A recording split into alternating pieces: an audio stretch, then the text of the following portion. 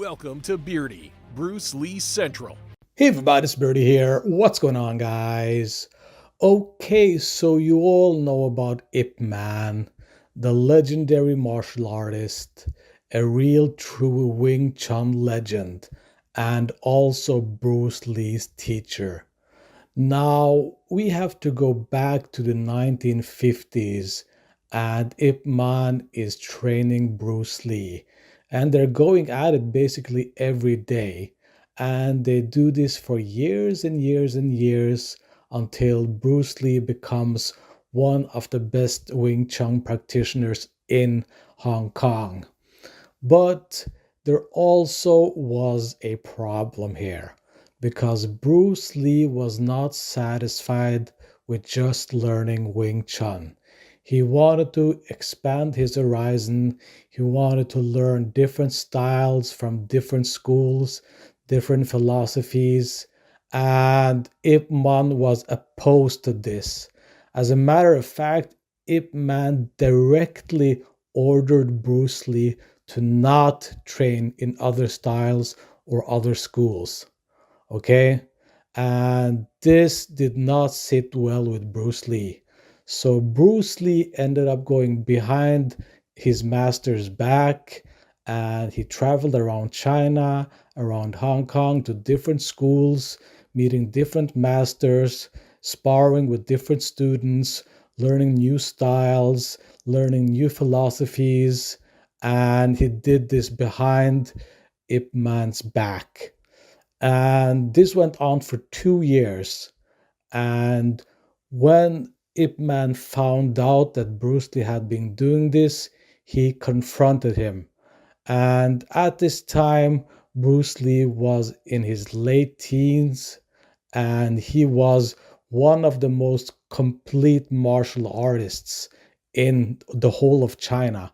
So years pass by and Bruce Lee becomes more and more of a complete martial artist. And he did this for years and he did it behind Ip Man's back. Now, guys, we have to remember what Bruce Lee did was insanely taboo. Okay, it was frowned upon to go behind your master's back like this and to learn different styles, to go to different schools, new teachers, new techniques, new philosophies. All of this was extremely taboo. But Bruce Lee was a groundbreaking martial artist. This is what makes Bruce Lee Bruce Lee. What he did these years in China and Hong Kong was what developed him into the complete martial artist that we know, okay? So Ip Man finds out what Bruce Lee has been doing for all of these years, and he confronts him. And he says that you're no longer my student. I'm not going to teach you anymore. What you've done has, disgraced my school, disgraced me, and he basically kicked him out of the school. But before he kicked him out of the school, he basically confronted Bruce Lee and said, "Who do you think you are? What have you supposedly learned while going behind my back? Show me what you supposedly have become, this complete martial artist." Because he wasn't buying any of the stuff that Bruce Lee had been learning. He meant that his Wing Chun was the be all and end all of martial arts. So what Bruce Lee had been doing was not good according to Ip Man. It was a waste of time. And that's when they had a fight. And the fight didn't last long. Bruce Lee completely annihilated Ip Man, and Bruce Lee wasn't even going in 100%. This was Bruce Lee at 10%. And remember that Ip Man was old when this happened. So Bruce Lee didn't have to go more than 10% to beat Ip Man anyway. So it didn't matter. The fight didn't last long. It wasn't an interesting fight.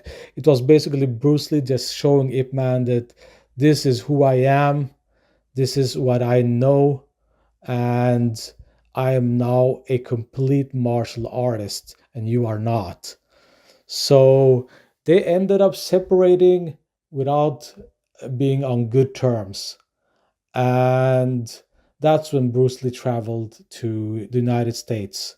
And the two of them basically split up, and nobody knows if they had contact later or not.